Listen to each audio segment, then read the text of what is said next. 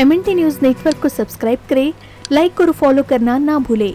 साथ ही bell icon दबाकर जन जागृति की मुहिम में जुड़े रहें। MNT न्यूज नेटवर्क में आपका स्वागत है। और साथियों, जब भी हम केंद्रीय विश्वविद्यालय का नाम लेते हैं तो कुछ चुनिंदा नाम हमारे सामने आते हैं, जैसे कि दिल्ली विश्वविद्यालय, जवाहरलाल नेहरू विश्वविद्यालय, बनारस हिंदू विश्वविद्यालय, अलीगढ़ मुस्लिम विश्वविद्यालय, हैदराबाद विश्वविद्यालय इत्यादि। भारत में वैसे तो करीब 45 के आसपास केंद्रीय विश्वविद्यालय हैं। अर्थात ये जो केंद्रीय विश्वविद्यालय इन्हें सरकार चलाती है, केंद्र सरकार इनको चलाती है, इसलिए केंद्रीय विश्वविद्यालय है। लेकिन केंद्र सरकार इन विश्वविद्यालयों को कैसे चलाती है, इसे जानना है तो संसद में पीएम नरेंद्र मोदी मंत्रिमंडल के जो शिक्षा मंत्री हैं उन्होंने हाल ही में 2 अगस्त को एक लिखित रूप में जानकारी दी है। उसे हमें पढ़ना चाहिए, समझना चाहिए। तो शिक्षा मंत्री द्वारा 2 अगस्त को दिए गए लिखित जवाब का विश्लेषण इस वीडियो में हम करने वाले हैं। अगर आपके पास अधिक अभी समय नहीं है तो जानकारी का सार संक्षेप में आपको हम बताते हैं। बाकी डिटेल्स जानने के लिए आप बाद में भी इस वीडियो को देख सकते हैं। तो संक्षेप में आपको बता दें कि पिछले कई वर्षों से केंद्रीय विश्वविद्यालयों और अनुसंधान संस्थाओं में हजारों पद स्वीकृत अर्थात निर्धारित हैं, लेकिन भारी संख्या में इनमें से पद खाली हैं अर्थात भरे नहीं गए हैं। इसमें अकेले ओबीसी के 8,617 पद स्वीकृत है, लेकिन इनमें से ओबीसी के इन स्वीकृत पदों में से 4,821 पद खाली हैं।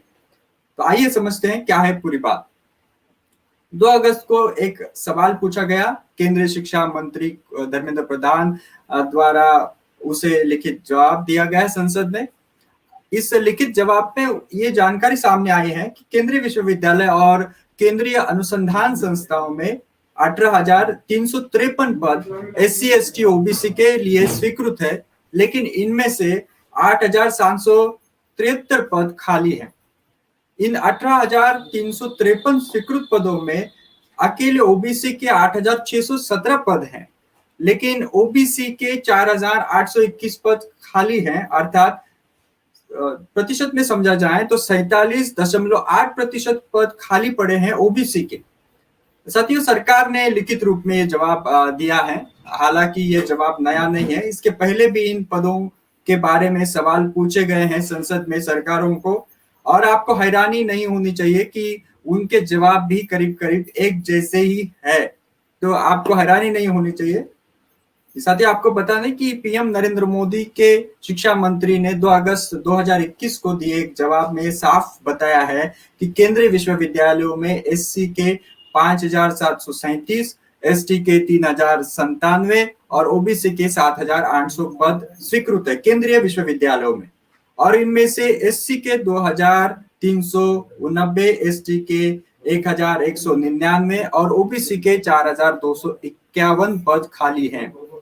केंद्रीय विश्वविद्यालय का इसका प्रतिशत देखा जाए तो ओबीसी के 54.3%, एससी के 41.6% और एसटी के 38.7% पद खाली पड़े हैं केंद्रीय विश्वविद्यालय में। और सरकार के अनुसार केंद्रीय विश्वविद्यालयों की स्थिति जो है वो 1 अप्रैल 2021 की है। ये 1 अप्रैल 2021 के आंकड़े सरकार ने दिया गए हैं। इसी जवाब में सरकार ये भी बता रही है केंद्रीय इग्नू के बारे में। तो यही हाल इग्नू का भी है। इग्नू अर्थात Indira Gandhi national open university, तो इग्नू में 906 पद SC ST OBC के हैं, लेकिन इसमें 476 पद खाली हैं इग्नू में। अकेले इग्नू में जो पद खाली हैं 476 पद खाली हैं। 906 पद भरे जाने चाहिए कुल SC ST OBC के। जी, इसके अलावा जो भारतीय विज्ञान संस्थान है, जिसको माना जाता है विज्ञान की संस्थाएं माना जाता है, उसमें से भारतीय विज्ञान शिक्षा और अनुसंधान संस्थान अर्थात जिसको शॉर्ट फॉर्म में अंग्रेजी में IISER कहते हैं, और भारतीय विज्ञान संस्थान अर्थात IISc में कुल 598 पद SC ST OBC के लिए स्वीकृत है, लेकिन उसमें से केवल 340 पद भरे गए और 458 पद जो हैं वो खाली हैं।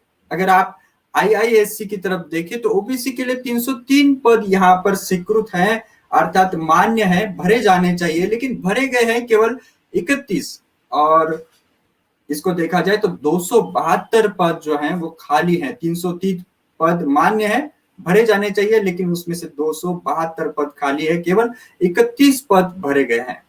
साथियों, अब पिछले कुछ वर्षों में सरकार ने जो जवाब दिए इस सवालों को, उसको देखते हैं।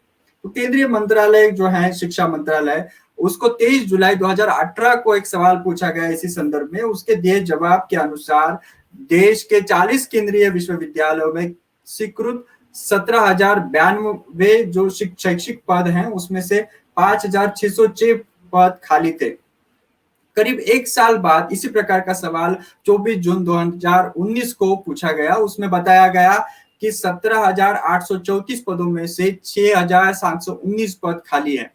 इसके बाद लगभग 14 सितंबर 2020 को भी इसी प्रकार का एक सवाल पूछा गया। उस सवाल के जवाब में केंद्रीय मंत्री शिक्षा मंत्रालय ने बताया कि केंद्रीय शिक्षा मंत्रालय के अधिकार में आने वाले कुल 42 केंद्रीय विश्वविद्यालय हैं, उसमें से शिक्षण और गैर शिक्षण अर्थात शिक्षा और गैर शिक्षा में क्रमशः 6,210 और 12,437 पद खाली हैं। अर्थात शिक्षा के जो पद हैं 6,210 हैं और गैर शिक्षा के जो पद हैं 12,437 पद खाली है। यानी वर्ष 2018 से लेकर 2021 इन 4 वर्षों में हर साल सरकार का जवाब लगभग एक जैसा ही है, पद खाली हैं, पद भरे नहीं गए। तो इसके पहले भी क्या हुआ होगा ये भी जानना दिलचस्प है। 4 वर्षों के आंकड़े हैं, 4 वर्षों के सवाल हैं, लेकिन इसके पहले भी क्या क्या हुआ है ये जानना दिलचस्प है। लेकिन ये जो 4 वर्षों के आंकड़े हैं उससे ही हमें अंदाजा आता है। अब ये बात जो है साथियों एक विभाग की नहीं है। अगर सरकार को हर एक विभाग के बारे में पूछा जाए तो SC ST OBC के कितने पद हैं, कितने खाली हैं, कितने भरे गए हैं, तो साफ साफ पता चल जाता है कि देश की स्थिति क्या है। आपको हम बताना चाहेंगे कि संसद में सांसद जो सवाल पूछते हैं या उनके द्वारा जो सवाल पूछा जाता है उनका जवाब सरकार को देना होता है, लेकिन सवाल पूछने और उसका उत्तर पाने की एक निर्धारित प्रक्रिया है, संवैधानिक प्रक्रिया है, और इसके लिए पहले से ही पहल करनी होती है। जब भी संसद का सत्र शुरू होता है उसके पहले से ये प्रक्रिया शुरू हो जाती है। तो सरकार को ये पूछा गया कि ये पद खाली क्यों हैं, तो इसका भी सवाल इस सवाल का भी जवाब सरकार के पास है। सरकार ने बताया कि रिक्त पदों को भरने का दायित्व विश्वविद्यालयों पर है। अब सवाल यह भी है कि अगर केंद्रीय विश्वविद्यालय स्वायत्त संस्थान है तो इनमें से SC ST OBC के खाली रखे गए पदों के बारे में इन्हें कौन पूछेगा कि क्यों इन्हें खाली रखा गया है, क्यों इतने पद खाली रखे गए हैं, क्या भर्ती प्रक्रिया की गई है, यह भी सवाल है। और ये भी पूछा जाना चाहिए कि UGC ने इन्हें लिखने के बावजूद भी अगर पद भरे नहीं जा रहे हैं तो इन्हें कौन बंधनकारक करेगा कि ये जल्दी से जल्द भरे जाएं। साथियों, सत्ता में जो बैठे सत्ता दल के लोग हैं वो OBC मंत्रियों की जाति के साथ पहचान करा कर दे रहे। उन्होंने अभी जितने OBC के मंत्री भरे हैं, मंत्रियों के पद भरे हैं, तो उनके जातियों के साथ उनकी पहचान करा कर दे रहे हैं, उनके बैनर भी लगाए जा रहे हैं।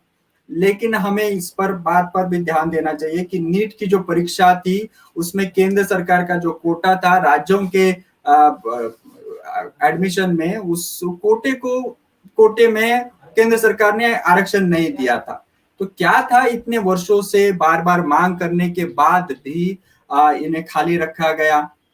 क्या कारण है कि केंद्रीय विश्वविद्यालय जैसे महत्वपूर्ण संस्थानों शिक्षा और गैर शिक्षा के स्वीकृत पदों की भर्ती क्यों नहीं की जा रही है? क्या इस पर हमें नहीं सोचना चाहिए?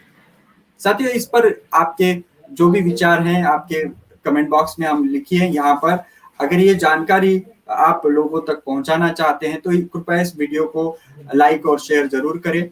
और जागृति की इस मुहिम में अगर आप हमारे साथ जुड़ना चाहते हैं तो YouTube पर हमें सब्सक्राइब करें, Facebook पर लाइक करें और ट्विटर पर हमें फॉलो करें। सभी जगह हमारा एक ही पता है, MNT न्यूज नेटवर्क। धन्यवाद। जय भीम, जय मूल्यवासी, जय भारत, जय संविधान।